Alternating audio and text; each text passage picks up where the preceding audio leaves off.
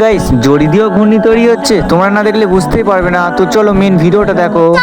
আর সত্যি কথা বলতে এগুলো দেখি আমার ছোটবেলাকার কথা মনে পড়ে গেল। এইগুলো দেখে কার কার ছোটবেলাকার কথা মনে পড়ে গেল অবশ্যই কমেন্ট করে বলবে। হ্যাঁ, রাজু দাকে নিয়ে চলে এলাম ঝন্টুদার দোকানে, যেহেতু অনেক দিন ধরে প্যান্ট কিনবে বলছিল। সত্যি কথা বলতে ভাঙড়ের অন্য অন্য দোকানের থেকে 1000 গুণ এই দোকানটা ভালো, কারণ প্রচুর পরিমাণে সেবে মাল কেনা যায়। আর সত্যি কথা বলতে এখানে ভালো ভালো কোয়ালিটির প্যান্ট আছে, জামা আছে, যেটাও তুমি একটা চয়েস করতে পারো। রাজুদা অনেকক্ষণ ভাবার পরে দুটো গেঞ্জি নিল, একটা সাদা গেঞ্জি একটা লাল গেঞ্জি, তোমরা দেখতে পাচ্ছ। হ্যাঁ, রাজুদাকে কেমন লাগছে অবশ্যই তোমরা কমেন্ট করে বলবে। এরপরে দুটো গেঞ্জির একটা প্যান্ট নিয়ে চলে গেলাম বাড়ির উদ্দেশ্যে। যেহেতু আজকে লালেতুর কদর ছিল, আর কদর সম্পর্কে মিরাতে কি বলছে তোমরা শোনো।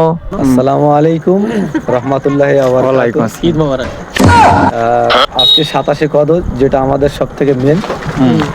এরপরে হাঁটতে হাঁটতে মসজিদের দিকে রওনা দিয়েছিলাম, আর গল্পে গল্পে প্রায় চলে এসেছি। সত্যি কথা বলতে প্রতি বছরের থেকে এই বছরটা মসজিদটা এত সুন্দরভাবে সাজিয়েছিল না, যে কারো মন কেড়ে নিতে পারে। আর এই জায়গাটা আমরা বসে ইফতার করি। আর মসজিদটা হালকা করে একটু নোংরা ছিল বলে বাচ্চা কাচ্চারা পানি দিয়ে ক্লিন করছিল। মসজিদের ভেতরে এসে দেখি মানুষজন একটু কম ছিল, যেহেতু আমরা আগে আগে এসে বসেছিলাম। আজকের জন্য এই অবধি। আর হ্যাঁ, নেক্সট কোনো ব্লগ পেলে চ্যানেলটিকে অবশ্যই সাবস্ক্রাইব করবেন।